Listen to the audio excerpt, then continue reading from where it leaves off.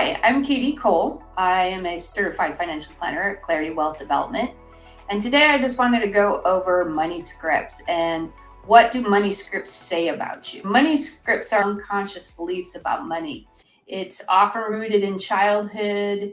It affects your adult behaviors and perspectives as you go through life. One of the things you can always say to yourself is, what was my first memory of money?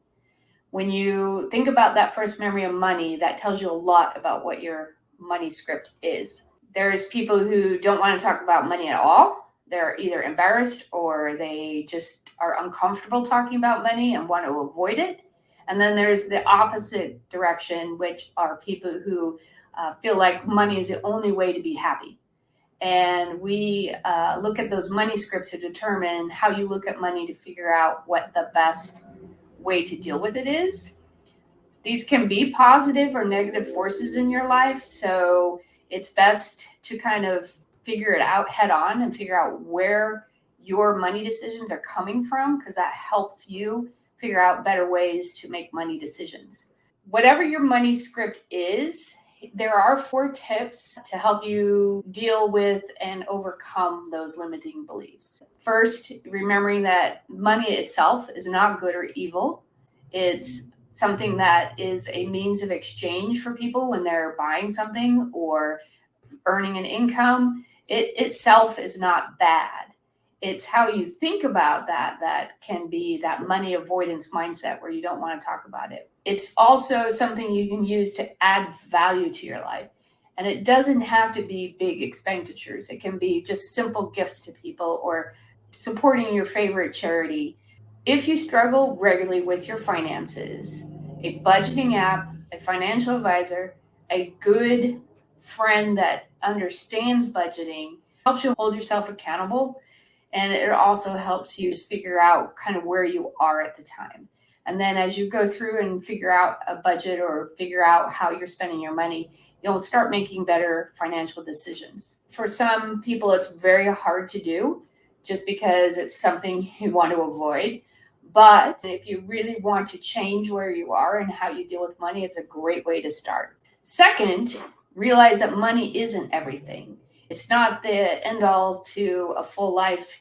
It doesn't mean you're going to be happy if you have lots of money. There's statistics that talk about people that are wealthy that aren't happy and those that are not wealthy being happy. But list out the most important things to you, whether that's family, friends, pets, a favorite hobby, something that you really get a lot of joy out of. And those are some things that you may not even have to spend a lot of money to enjoy them. It takes a while for people to sometimes come around to that, but it's a good way to figure out where your values are. The third one is separating money from status. Ask yourself this question: if no one knew what you spent your money on, would your priorities or your spending change? Think of a time when you bought the latest gadget or were in a store and impulsively bought something, or you picked a name brand rather than something that looks the same and is of decent quality, or splurge and I need a new car and went and bought a new car. And then exploring the feelings after you bought something like that. Is there a regret? Is there, oh, I wish I would have done something different? Because getting to the root of those feelings tells you a lot about money and things in life aside from money that might give you a better feeling of fulfillment. Maybe instead of going shopping because you're down and want to find the latest gadget, is maybe just going for a good walk and feeling better about yourself because you actually got a goal accomplished of exercising and that made you feel good. And then the last thing is just finding a balance.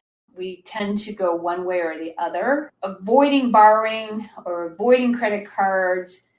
There are some reasons to borrow money and have a credit card. And if you say, I don't want any credit cards, I don't want to charge anything on a credit card because I don't want any debt. Well, that's good. It's making sure what you charge on a credit card is something you can pay off soon. Because you do need that credit history. It really helps in life, especially as you age. So if you start a credit history young, that makes a big difference in the future when you're borrowing money to buy a house. And then the opposite of that is too much reliance on borrowed money and credit cards, and going the other way of being in debt all the time because you can't pay off the balances, and then getting yourself in a situation that you're feeling even worse about yourself. So finding that balance is a big key, and one I always recommend people kind of try to do. And you may find it helpful to start setting realistic goals. We all hate the goal word sometimes, or having to be responsible and actually look at what we're spending, but it really can empower you and make you feel better about your situation once you're really aware of where you're spending money, and maybe setting goals to buy something that is important to you, or spending time with family, or taking that hiking trip, or things like that that can make you feel better about how you're spending your money. And the sooner you find out your script and you gain skills over time to basically overcome your unique challenges, the better off you'll be for long-term financial decisions. And I hope that you can kind of take some pieces from this and set yourself up for a better money script in the future. Here at Clarity, we help clients go through those when we're working on financial plans. What do you think about money? How does money make you feel? What's your definition of a well-lived life? That's what we help people with. So if you need help, give us a call.